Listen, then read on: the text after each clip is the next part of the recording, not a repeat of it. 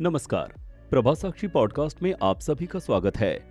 आज के इस पॉडकास्ट में आज हम बात करेंगे फ्रांस के राष्ट्रपति चुनाव के बारे में और जानेंगे इस पद के मुख्य उम्मीदवारों को। तो आइए सुनते हैं आज के इस पॉडकास्ट को। लेकिन उससे पहले अगर आपने हमारे चैनल को सब्सक्राइब नहीं किया है तो जरूर कर लें, ताकि आप रोज ऐसे ही इंटरेस्टिंग और जानकारीपूर्ण पॉडकास्ट सुन सकें। फ्रांस में राष्ट्रपति चुनाव के लिए दूसरे राउंड की वोटिंग 24 अप्रैल को होगी। पहले राउंड की वोटिंग 10 अप्रैल को हो चुकी है।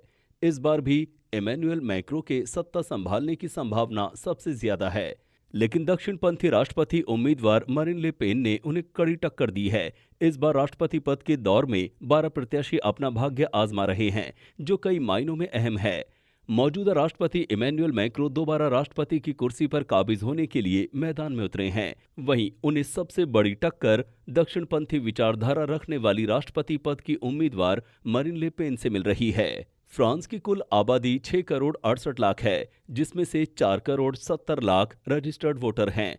पिछले चुनाव में 3 करोड़ 50 लाख लोगों ने वोट डाला था, जिसमें से मैक्रों को 2 करोड़ वोट मिले थे, जबकि ले पेन को 1 करोड़ वोट मिले थे। खाली बैलेट पेपर 30 लाख छोड़े गए थे, जबकि 10 लाख विरोध में फाड़ दिए गए थे। फ्रांस के राष्ट्रपति पद के मुख्य उम्मीदवार इमैनुएल मैक्रों को उदारवादी नेता माना जाता है। वो यूरोप के साथ फ्रांस के संबंधों को मजबूत बनाना चाहते हैं।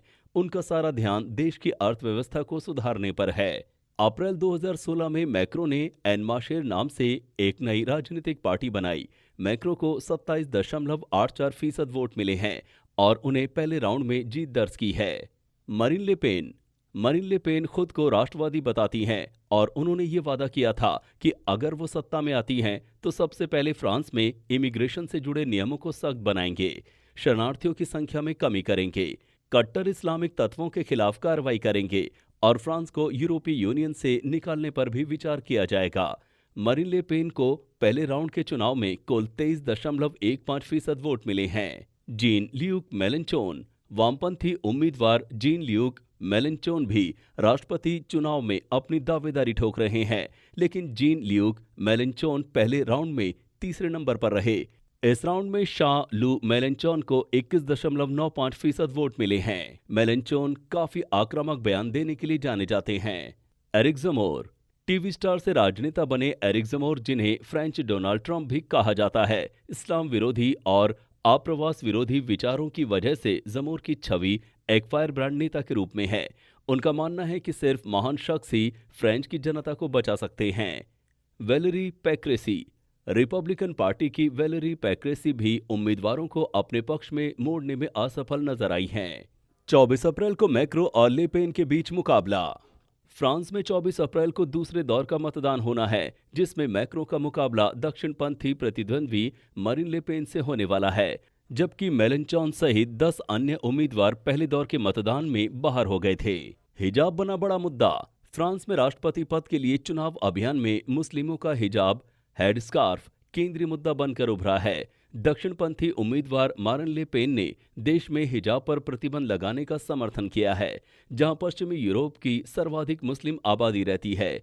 हालांकि इन दोनों नेताओं को हिजाब लगाने वाली महिलाओं के विरोध का सामना करना पड़ा है, जिन्होंने इन दोनों से पूछा है कि उनकी परिधान संबंधी पसंद को राजनीति का मुद्दा क्यों बनाया जाना चाहिए।